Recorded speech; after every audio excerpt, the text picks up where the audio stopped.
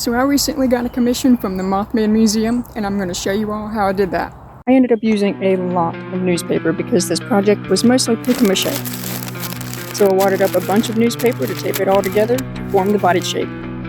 I like to use paper tape just because it's easily available, and for a project this size I needed an entire gallon of glue. When I had the shape of the body put together, I started layering on some paper, brushing on the glue, and kept repeating the process until the sculpture was nice and sturdy. This part of the project is definitely what took the longest. Having to wait for each layer to dry to see if it was strong enough to support itself was a big pain. But after that task was over, the next step was super satisfying.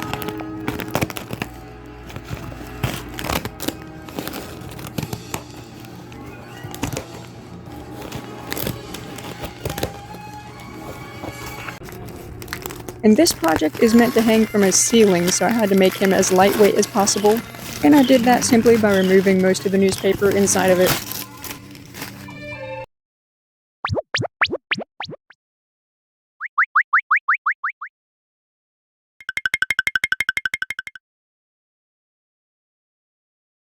My dude was looking very funny at this stage.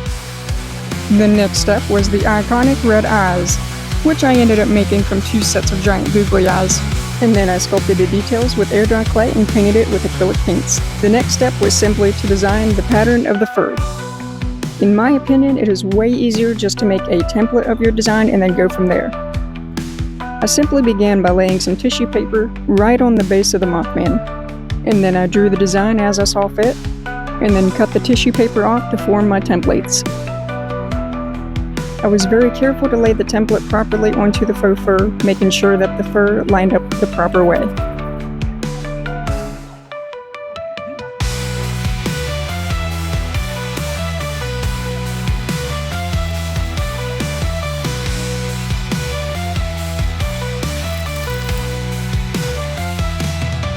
And for those of you who don't know, faux fur can be kind of a pain to cut with scissors, but I did manage by carefully sliding the blade of my scissors through the fur.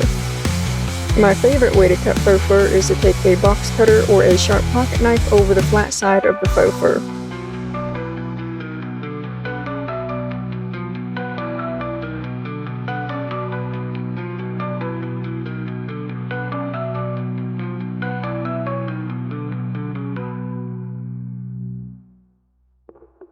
A simple white colored pencil does just fine to mark dark fabrics.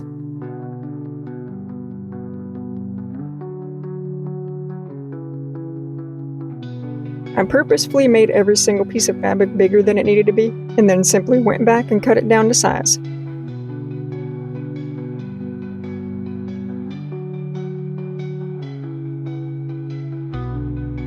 And to hold all of this fur down, I used super glue simply because I did not feel like sewing.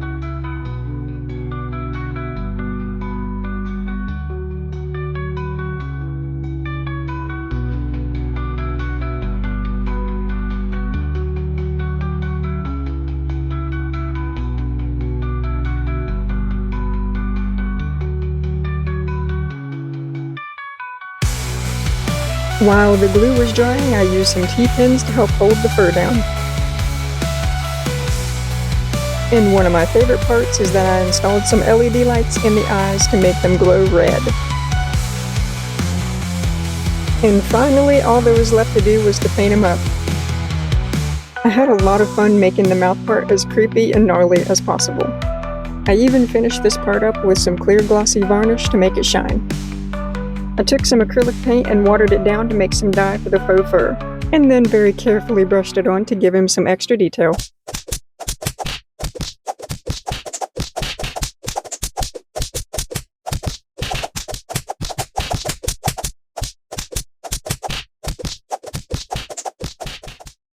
I also trimmed some of his fur to give him more interest and detail. He has a lot of shadows and markings throughout his body, but I'm especially happy with how these stripes on his forehead turned out. I think they give him a little bit extra character. My biggest project to date was finally finished, and after all that hard work on this guy, I don't think I could be happier.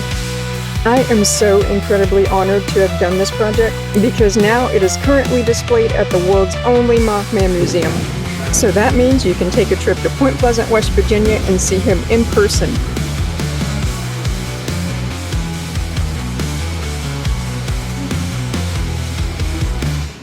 Like always, thank you so much for watching, and until next time,